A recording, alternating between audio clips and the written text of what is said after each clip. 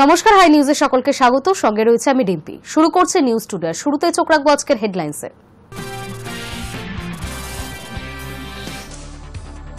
২৬ নির্বাচন হলে হাতে রয়েছে আর ৮ মাস। ২১ মঞ্চে তার সরকারের ১৪ বছরের রিপোর্ট কার্ড প্রকাশ মুখ্যমন্ত্রীর। এবার শুরু হলো ভাষা রক্ষার শপথ। ২৭ জুলাই নানুর দিবস থেকে প্রতি শনি ও রবিবার বাংলা ভাষার উপর আক্রমণের প্রতিবাদে মিটিং মিছিল করার বার্তা মমতার। ওদের শূন্য করে ছাড়তে হবে, ২৬-এর পর জয় বাংলা বলাবো। ২১ মঞ্চ থেকে বিজেপিকে চ্যালেঞ্জ অভিষেকের।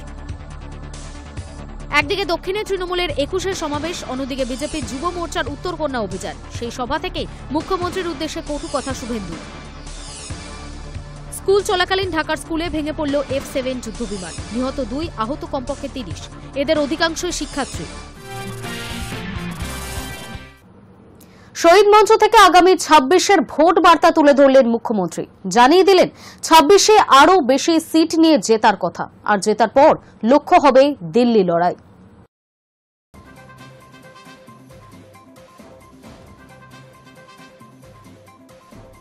একুশে জুলাইয়ের ধর্মতলার সভামঞ্চ থেকে বাংলা সংস্কৃতি ভাষার পক্ষে গর্জে উঠলেন মুখ্যমন্ত্রী মমতা বন্দ্যোপাধ্যায়। বাংলা ভাষার উপর চলা অত্যাচারের বিরুদ্ধে সরব হয়ে তিনি জানিয়ে দিলেন, এবার ভাষার লড়াই ফের শুরু হবে। দিলেন আন্দোলনের রূপরেখা। হুঁশিয়ারি সুরে বললেন, ভাষা রক্ষার শপথ নিচ্ছি, প্রয়োজনে জীবন দেব, তবু বাংলা ভাষার উপর এই সন্ত্রাস মেনে নেওয়া হবে না। তার স্পষ্ট বার্তা, তৃণমূলের দর্শন একটাই, বাম বিজেপির বিসর্জন। কর্মীদের উদ্দেশ্যে তার স্পষ্ট নির্দেশ, ২৭ জুলাই নানুর দিবস থেকে শুরু হোক প্রতিবাদ, মিটিং মিছিল করুন। ২৬-এর নির্বাচন পর্যন্ত এই আন্দোলন চলবে। বাংলার ভাষা ও সংস্কৃতির উপর কোনো আঘাত সহ্য করা হবে না। কোনো পরিযায়ী পরিবারের উপর যদি অত্যাচার হয়, তাদের পাশে দাঁড়ান। ভিন রাজ্যে কাজ করতে যাওয়া পরিযায়ী শ্রমিকদের উদ্দেশ্যেও মুখ্যমন্ত্রীর বার্তা, বাংলায় ৬টি নতুন অর্থনৈতিক অঞ্চল হচ্ছে, দেউচা পাচামিতে কাজ শুরু হচ্ছে, শিল্প আসছে বাংলায়, ফিরে আসুন, এখানে কাজের অভাব হবে না। সম্প্রতি প্রধানমন্ত্রী আসানসোলে একাধিক প্রকল্পের উদ্বোধন করেছিলেন। সেই প্রসঙ্গ টেনে মুখ্যমন্ত্রী বলেন, ৫৪ কোটি টাকা তো রাজ্য সরকারই দিয়েছে, টাকা দেব আমরা আর ফিতে কাটবেন আপনারা, এটা চলবে না। পাশাপাশি ২৬-এ আরও বেশি সিট নিয়ে জিততে হবে। জেতার পর লক্ষ্য হবে দিল্লি লড়াই। দিল্লিকে হাঁটাতে হবে, বিজেপিকে হাঁটাতে হবে। শহীদ মঞ্চ থেকে সাফ জানিয়ে দিলেন মুখ্যমন্ত্রী। জায়গা খুঁজে রেখেছেন তো 2026-এ আরো বেশি সিট নিয়ে জিততে হবে, এবং জেতবার পর আমাদের লক্ষ্য হবে দিল্লি লড়াই। দিল্লিকে হাঁটাতে হবে, বিজেপিকে হাঁটাতে হবে, চক্রান্ত রুখতে হবে। আর যদি মনে করেন এজেন্সি লাগিয়ে চক্রান্তকে রুখবেন, জেনে রাখুন, আমরা জেলে থাকলেও আমাদের এখানে ছোট্ট বৃক্ষ হয়ে জন্মাবো, আর দিল্লিতে গিয়ে আমরা ওটা শাখা পোশাকা নিয়ে বিস্তার করব। আমাদের আটকে রাখা যায় না, আমাদের রোখা যায় না। साल पड़ोसी को तमन्ना, साल पड़ोसी को तमन्ना, आज हमारा दिल में है, देखते हैं जोर किसका बाजू एक तिल में है। निगाहें जिनकी नहीं है वो बढ़ते सूरज पर और डूबते हुए तारों के बात करते हैं। लज्जा करे ना, भूले गए स्वाधीनता आंदोलने इकबालेर से गान, सारे जहां से अच्छा हिंदुस्तान हमारा। মনে রাখবেন, আমার এখানেও 30% মুসলিম আছে, আমার এখানেও 26% তপশিলি বন্ধুরা আছেন, আমার এখানেও 6 লক্ষের ওপর আদিবাসী বন্ধুরা আছেন। তারা হিন্দু নয়, রাজবংশী হিন্দু নয়, মতুয়ারা হিন্দু নয়। ভোটের কার্ড নিয়ে খেলবেন, আর ইলেকশন আসলেই তাদের ঘাড় ধাক্কা দিয়ে আপনারা বের করে দেবেন। বিজেপিকে তীব্র আক্রমণ করে মুখ্যমন্ত্রী বলেন, বাংলার উন্নয়ন দেখে ভয় পাচ্ছে ওরা, তাই বাংলাকেই টার্গেট করছে। বাংলা ভাষার উপর কেনই সন্ত্রাস? এই বাংলা তো স্বাধীনতার জন্য লড়েছে, নবজাগরণের জন্মস্থান এই মাটি। বাংলার মানুষকে যদি বাংলায় বলার অপরাধে বাইরে গ্রেফতার করা হয়, তবে লড়াই হবে দিল্লিতে গিয়েও। আবারও একবার সিঙ্গুর নন্দীগ্রামের কথা মনে করিয়ে দিয়ে মুখ্যমন্ত্রী বলেন, আমি ছাড়ার লোক নই, দরকারে আবারও ভাষা আন্দোলন শুরু হবে, বাংলার মাটি দুর্বৃত্তদের হবে না। Hi News network.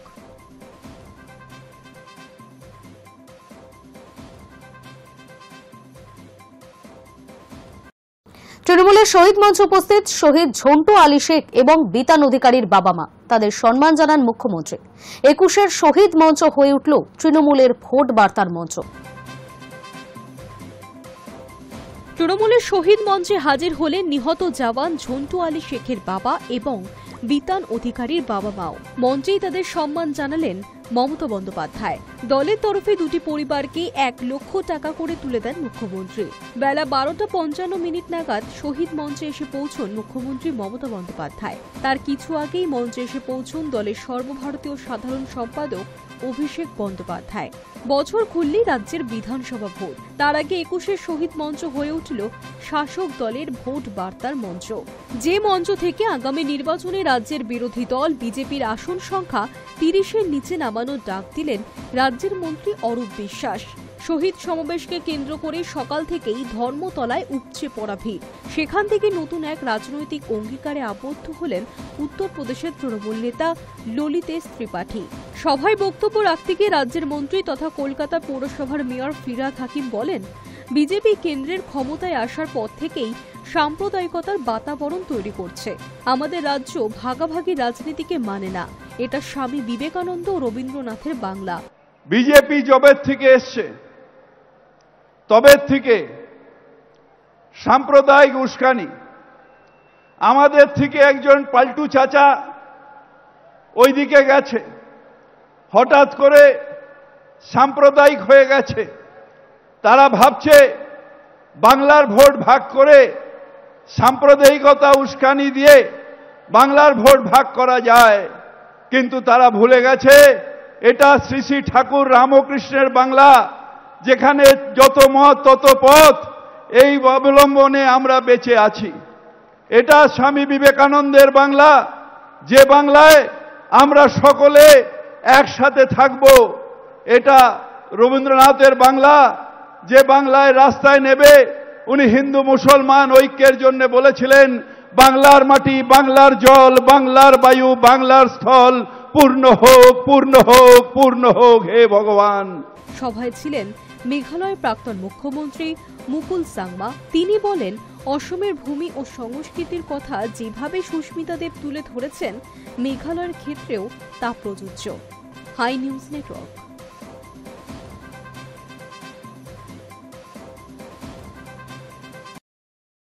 21শে জুলাইয়ের শহীদ মঞ্চ থেকে নির্বাচন কমিশনকে সরাসরি কড়া বার্তা দিলেন তৃণমূলের সর্বভারতীয় সাধারণ সম্পাদক অভিষেক বন্দ্যোপাধ্যায়।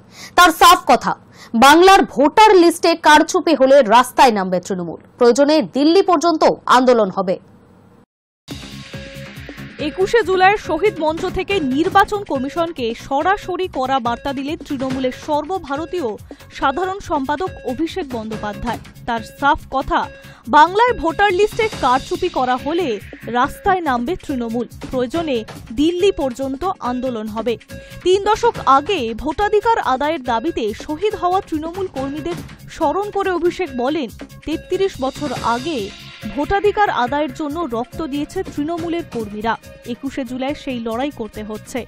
নির্বাচন কমিশনের পক্ষপাত দুষ্ট ভূমিকা মানা হবে না, প্রয়োজনে বৃহত্তর আন্দোলনে যাবে তৃণমূল, দিল্লি পর্যন্ত কর্মসূচি এগোবে।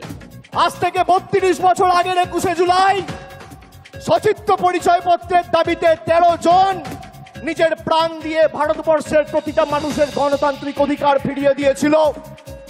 2025-এর 21শে জুলাই আজও যদি ইলেকশন কমিশনের কারচুপি রুখতে তৃণমূল কংগ্রেসের কর্মী সমর্থকদের রাস্তায় নেমে প্রাণ দিতে হয়, আমরা দেবো। দরকার হলে মমতা বন্দ্যোপাধ্যায়ের অনুমতি নিয়ে দিল্লিতে বৃহত্তর আন্দোলন তৃণমূল কংগ্রেস করবে। বাংলার ভোটার লিস্টে আমরা কারচুপি করতে দেবো না। সম্প্রতি আসানসোলে এক জনসভায় প্রধানমন্ত্রী নরেন্দ্র মোদী জয় শ্রীরামের বদলে জয় মা কালী বলার প্রসঙ্গ টেনে আনেন অভিষেক। তীব্র কটাক্ষ করে বলেন, ঠেলার নাম বাবাজি। 2026-এ ভোটের পর এদের দিয়ে আমরা জয় বাংলাও বলাবো। বিজেপিকে নিশানা করে অভিষেকের অভিযোগ, বাংলা জিততে না পেরে এখন গায়ের জ্বালা মেটানোর চেষ্টা করা হচ্ছে।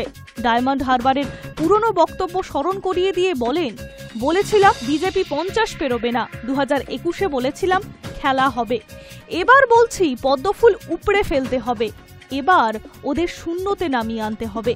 তৃণমূল কর্মীদের সক্রিয় হবার ডাক দিয়ে অভিষেক বলেন, মানুষকে বোঝান বাংলা কথা বললেই বিজেপি নেতারা বাংলাদেশি তকমা দিচ্ছে, বাংলা ভাষার সংস্কৃতির বিরোধিতা করছে ওরা, এর জবাব দিতে হবে ২৬-এর ভোটে। শহীদ মঞ্চ থেকে অভিষেক শপথ বাক্য উচ্চারণ করেন, আমরা মেরুদণ্ড বিক্রি করব না, আত্মসমর্পণ করব না, গলা কেটে দিলেও জয় বাংলা বেরোবে মুখ থেকে, এবার থেকে সংসদেও বাংলায় কথা বলবো। তৃণমূলের এই বার্তা আগামী দিনে রাজ্য ও কেন্দ্রীয় রাজনীতির ক্ষেত্রে এক গুরুত্বপূর্ণ বার্তা বলে মনে করছে রাজনৈতিক মহল। বিশেষ করে বিধানসভা নির্বাচনের আগে এই ভাষণ নতুন রাজনৈতিক উত্তাপ সৃষ্টি করবে বলেই মত রাজনৈতিক বিশ্লেষকদের। Hi News Network. ২১শে জুলাইয়ের মঞ্চ থেকে বিজেপিকে চ্যালেঞ্জ অভিষেকের। গত শুক্রবার বঙ্গ সফরে আসা প্রধানমন্ত্রী মোদীকে দেখা গিয়েছিল রাম নাম না করে কালী দুর্গাকে স্মরণ করে সভা শুরু করতে। সেই ইস্যুতেই বিজেপিকে এক হাত নিলেন তৃণমূলের সর্বভারতীয় সাধারণ সম্পাদক। বললেন, আগে জয় শ্রীরাম বলতো, এখন বলছে জয় মা দুর্গা, জয় মা কালী। ২৬-এর পর জয় বাংলা বলিয়ে ছাড়ব।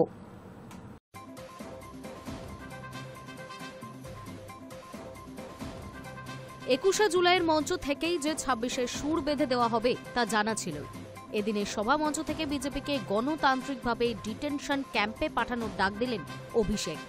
তিনি বলেন, বিজেপিকে প্রথম থেকেই আমরা বাংলা বিরোধী বলেছি। আজ থেকে ১৬-১৭ মাস আগে আমরা ব্রিগেডের সমাবেশ করেছিলাম, তাতে স্লোগান ছিল জনতার গর্জন, বাংলা বিরোধীদের বিসর্জন। সেই দিন আমরা যে ডাক দিয়েছিলাম সেটা শুধু স্লোগান না, ওটা বিজেপিদের চরিত্র উন্মোচন। শুধু রাজনৈতিক স্লোগান নয়, বিজেপি বাংলার সংস্কৃতি নিয়ে তাচ্ছিল্য করে, ময়দানে জিততে না পেরে নির্লজ্জের মতো গরিব মানুষকে মারার পরিকল্পনা করে, টাকা আটকে রাখে। ওদের একটাই পরিচয়, বাংলা বিরোধী।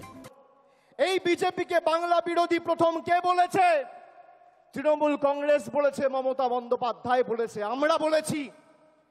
সেই দিন আমরা যে ডাক দিয়েছিলাম জনতার গর্জন, বাংলা বিরোধীদের বিসর্জন, সেটা শুধুমাত্র একটা পলিটিক্যাল স্লোগান ছিল না, সেটা ছিল বিজেপির আসল চরিত্র উন্মোচন।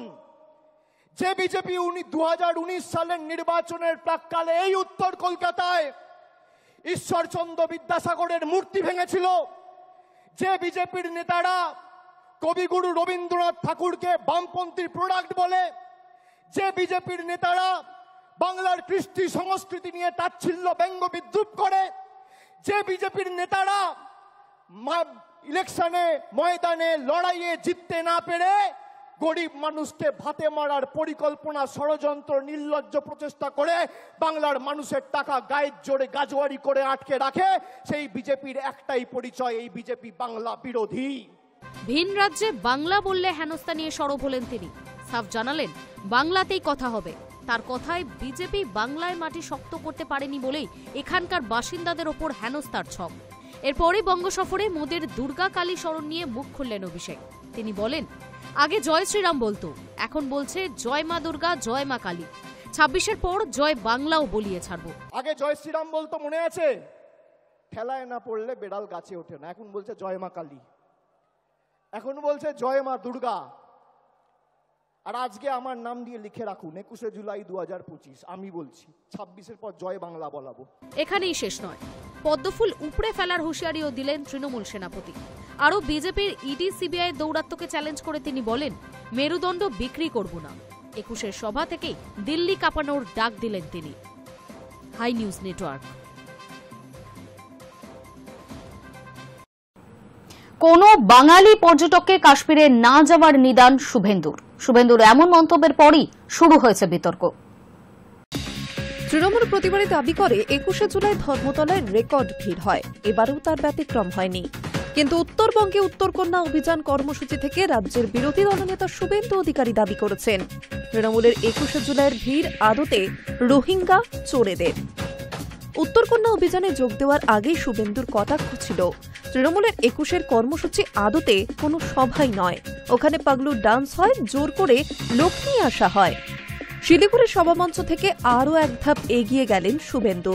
তার দাবি, ধর্মতলায় যে ভিড় তা আদতে রোহিঙ্গা বা দাগি চোরেদের।